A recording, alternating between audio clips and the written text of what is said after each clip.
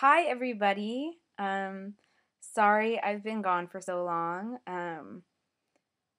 But I just closed a show a couple weeks ago, and that's why I was so busy. And clearly, I've been dyeing my hair. That took a whole month dyeing the hair. I lie. It took like 20 minutes.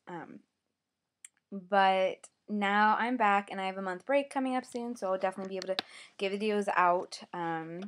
And I'm not in a show next term, which sucks, but it's good for this because I'll be able to do videos every week. So, yay!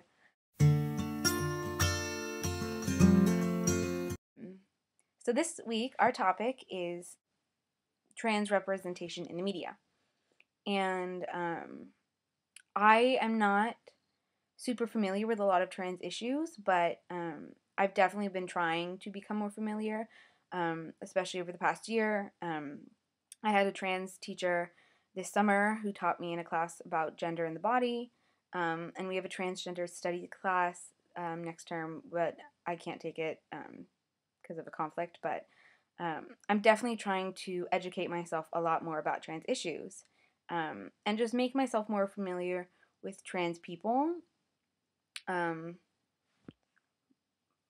but my first big sort of exposure to uh, trans issues in the media was with Chaz Bono.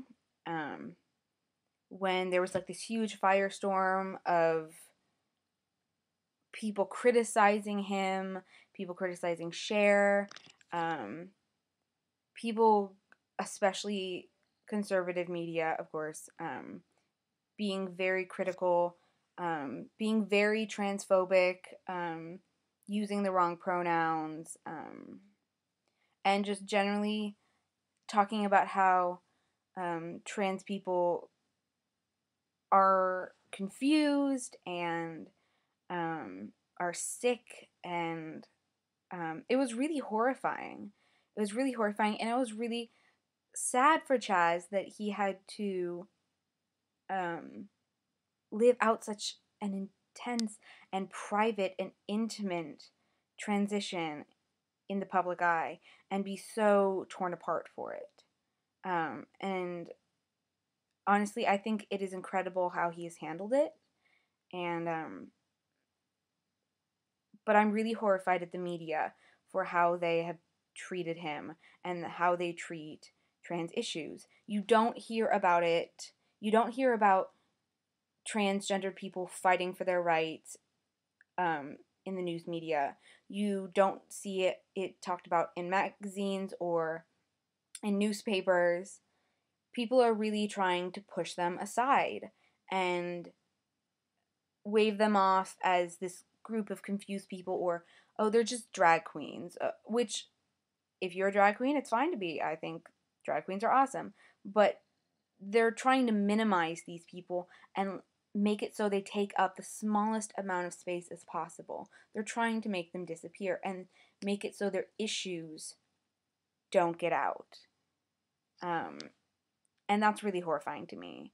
Um, when I was in New York this summer, my mom and I were just hanging around in our hotel, and this special came on about uh, trans people and trans children. And there's this website called autostraddle.com, which did an article on it, and I'll link to that if I can find it down at the bottom of the video. Um, but it was really interesting, and they talked to a whole bunch of trans children. They talked to this girl, I can't remember her name. She's a pop star in Britain, and she's like the youngest person to have surgery and start hormones, I think.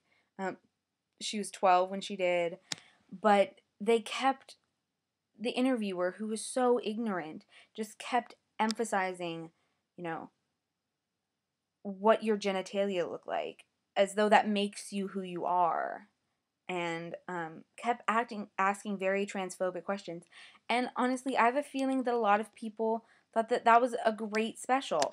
That they learned so much from it. But they learned, while it was in some ways, a good thing to get people talking about it, I feel like if you're not getting people to talk about it in the right ways, it can do more hurt than good. Um, because if you put the wrong information out there, it's worse than having no information. Because that wrong information will start to spread, and that's how stereotypes, um, and rumors and hate can build up. So I think that the media definitely needs to work on how they present trans people. I know Degrassi, which is a show in Canada, which I used to watch all the time, has a trans character. And honestly, I would really like to see Glee, which is supposed to be a show for kids in high school who don't fit in, um, who are struggling. I would really like to see Glee have a trans character, um, to show, a broader audience what a trans person is like, the issues that they deal with. Um, so I think we definitely need to get the information out there, and we need to get it out to younger people, to this younger generation, before they really start to believe the misinformation that is out there. And I think we also, because I'm a theater person, I think we definitely need to have, trans people in more plays. There's a play called I Am My Own Wife, which is incredible. It's a beautiful play about a transgender person in East Berlin, um, when before the wall fell, and then right as the wall has fallen. It's an incredible play. Um, and then there's trans movies like Transamerica. But I think we definitely need to make more of an effort to be vocal about trans issues. We need to make an effort to put the right information out there, and we need to make an effort to educate people, um,